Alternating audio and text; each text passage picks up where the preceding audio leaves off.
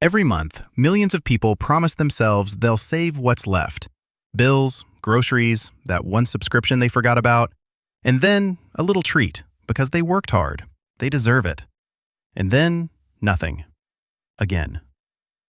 If that sounds familiar, it's not because you're bad with money. It's not a willpower problem. It's not even an income problem. You're running the right steps in the wrong order. And that sequence, that's the only thing standing between you and actually building wealth. In the next few minutes, I'm going to give you 4 steps in the right order. You set them up once and the system runs itself. No willpower required. The second your paycheck lands, this is what you do. Here is how the average person handles their paycheck. Money arrives, rent goes out, utilities go out, groceries, transport, subscriptions, all out. Then some spending, some socializing, maybe something they've been eyeing for a while. And at the end of the month, they look at what's left and think, I'll save that. Except by the end of the month, there's almost nothing left, because spending has a way of expanding to fill whatever space it's given. Life is expensive, things come up, and the savings, the thing that was supposed to happen last, simply doesn't happen. This isn't a discipline problem, it's a design problem. The system was designed to make spending easy and saving an afterthought. Every direct debit, every subscription renewal, every one-click purchase is engineered to happen automatically, before you've made a conscious decision. Saving, on the other hand, requires a deliberate act. You have to remember to do it.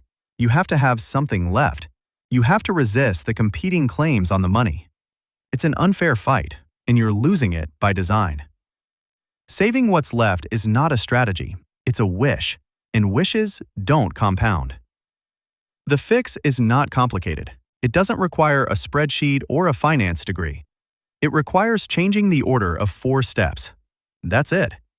Here's what the routine actually looks like. The moment your paycheck lands, 4 things happen. In this order, every time. The instant your salary hits your account, a fixed percentage moves automatically to your investment account. Not after bills, not after groceries. First. Before you've touched the money.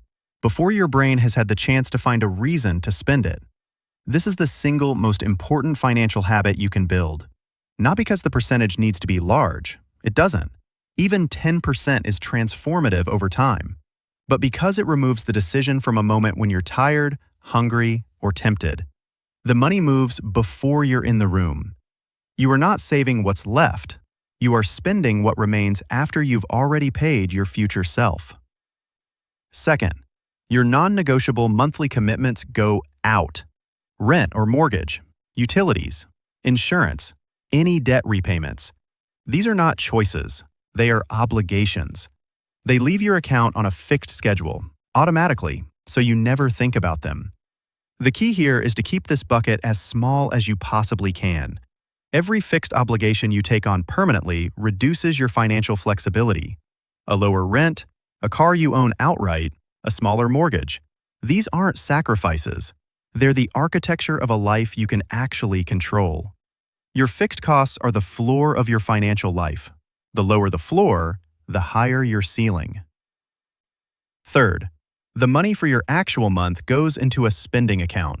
Groceries, transport, eating out, social spending, whatever your normal life costs. This isn't restricted. This is guilt-free, because you've already taken care of your future. What's in this account is genuinely yours to spend however you choose. The psychological shift here is significant. Most people spend with background guilt, a low-level anxiety that they probably should be saving more. When you run the routine in the right order, that guilt disappears. You've already done the responsible thing. Everything in the spending account is clean money. Guilt-free spending is only possible when you've already paid your future self. Fourth, whatever remains after steps 1 through 3 stays in your account untouched. This becomes your buffer, your cushion, your slowly growing emergency fund. You don't need to make a decision about it. You don't need to move it anywhere. It just sits there, building quietly, until it reaches 3 to 6 months of expenses, at which point it graduates into a high-yield account, and your emergency fund is complete.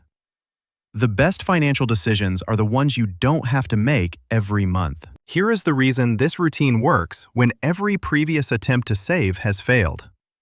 It doesn't ask anything of your willpower.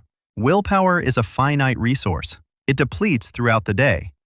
By the time you're sitting on the sofa on a Wednesday evening, tired from work, and you remember that you were supposed to transfer money to savings, you don't have the mental energy to do it. You tell yourself you'll do it tomorrow. And tomorrow becomes next week. And next week becomes next month. And next month becomes next year. Every financial system that depends on you remembering to do something will eventually fail. Not because you're undisciplined, but because remembering is a cognitive task, and cognitive tasks are subject to the same depletion as everything else. Automation removes memory from the equation entirely. The transfer happens whether you remember or not, whether you're tired or energized, whether you had a good month or a difficult one. The system runs without you, and a system that runs without you is a system that actually works. Think about your bills. Your rent doesn't require you to feel motivated to pay it. Your streaming subscriptions don't wait until you're in the mood. They go out automatically on a fixed date, regardless of how you feel. Your wealth building should work the same way. Automate the things that matter most. Leave willpower for the things that don't. Here's what changes the month after you implement this routine. Your investment account grows, not because you remembered to move money, but because the system did it for you. Your spending feels less guilty, because you know you've already taken care of the future. Your financial anxiety drops, because the important decisions have already been made.